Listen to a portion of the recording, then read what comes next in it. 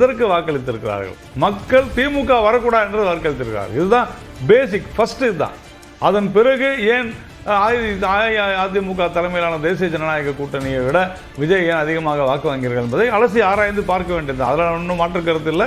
கண்டிப்பாக எங்களுக்கு இது தோல்விதான். நாங்கள் வெற்றி பெற்றோம் என்று சொல்ல. ஆனால் இந்த ஆட்சி அகற்றப்பட வேண்டும் என்பது மட்டும்தான் எங்களுடைய குறிக்கோளாக இருந்தது. இந்த ஆட்சி அகற்றப்பட்டு விட்டது. ஆனால் அதற்கு நாங்களும் காரணமாக இருந்தோம் என்பதை யாரும் மாற்று கருத்தோ இல்லை யாரும் மறுதளிக்கவோ முடியாது.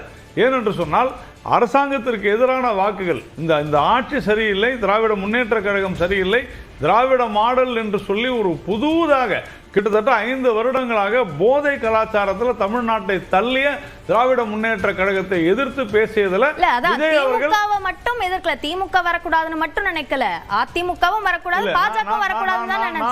நான் அப்படி நினைக்கவில்லை. ஏனென்று சொன்னால் விஜய் அவர்களுடைய அந்த வாக்கு சதவீதத்தை பார்த்தோம் என்று சொன்னால் திமுகவில் இருந்து தான் அதிகமாக கிட்டத்தட்ட 97 இடங்கள் திமுகவில் இருந்து தான் உங்களுடைய இதில் இருந்து தான் நான் பார்க்குறேன்.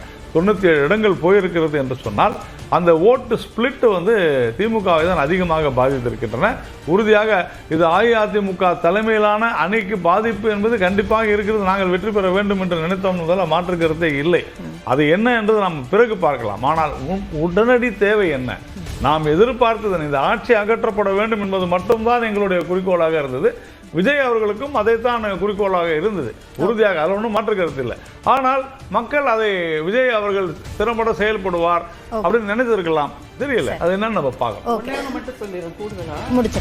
இடைவேளை போயிடலாம்.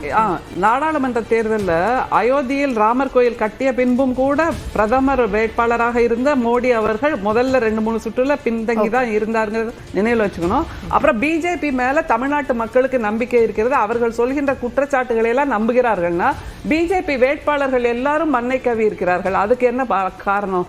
அவர்கள் பிஜேபியின் குரலாக இருக்கின்ற முதலமைச்சரை விடுங்க. பிஜேபி தான் எல்லாத்தையும் செய்யுதுன்னா உங்களுடைய வேட்பாளர்கள் எல்லாரும் மண்ணை கவி இருக்கிறார். அதை தவிர ஒன்றியத்தில் இணையமைச்சராக இருக்கக்கூடிய எல் முருகன் அவர்களும் நாங்களும் நீங்க என்ன சொல்றீங்க? இவங்க சினிமாக்காரங்களுக்கு போட்டாங்க. மோசமான விஷயம். ஏன் சொல்ல வேண்டாம்? விஜய் அவர்கள் வரக்கூடாதா? ஏன் நடிகர் நாடாள கூடாதா? கருணாநிதி அவர்கள் சினிமால இருந்து வரலையா? இல்ல செல்வி ஜெயலலிதா அவர்கள் வரவில்லை? யாரை நம்புகிறார்களோ அவர்களுக்கு வாக்கு. யாரும் அப்படியெல்லாம் மறுக்கவே இல்லை. நாங்களும் ஏற்றுக்கொள்கிறோம். ஆனால் ஒன்னே திரும்ப சொல்லிடுறேன். விஜய் போன்றவர்கள் தமிழ்நாட்டில் இப்படி முன்னிலை வைக்கிறார்கள் என்றால் திராவிட சிந்தனை காரணம். ஒரு சிறுபான்மை இனத்தவரை சார்ந்த ஒரு விஜய் வெற்றி பெற்றிருக்கிறார் என்றால் அது மற்ற மாநிலங்களில் நடக்க முடியுமா? ஒரு கிறிஸ்தவ அன்னைக்கு கூட கிறிஸ்தவ பாதிரியார் வாயில் சாணியை திணித்தது ஞாபகம் வச்சுக்கணும். இந்த வெற்றியை உருவாக்கி கொடுத்திருப்பது கூட திராவிட சிந்தனை தான் என்ற கருத்தை நான் முன்வைக்கிறேன். ஓகே, அப்ப விஜயோட வெற்றிக்கான காரணம் இந்த திராவிட நிலம், பெரியார் மண். அதை நீங்க மறுத்திடவே முடியாது. ஓகே, இப்போ வந்திருக்க அந்த முன்னிலை நிலவரப்படி 109 தொகுதிகள்ல தாவேகா முன்னிலை பெற்றிருக்காங்க. 63 தொகுதிகள்ல அதிமுக முன்னிலை பெற்றிருக்கிறதையும் 62 தொகுதிகள்ல அதிமுக, திமுக 63 தொகுதி என்று அந்த எண்ணிக்கை மாறிக்கொண்டே இருக்கிறது. 106, 110, 109 என்று அந்த எண்ணிக்கை மாறிக்கொண்டே இருக்கிறது. தொடர்ந்து இந்த தேர்தல் வாக்கு எண்ணிக்கை நிலவரங்களை பார்க்கலாம் சிறிய இடைவேளைக்கு பிறகு.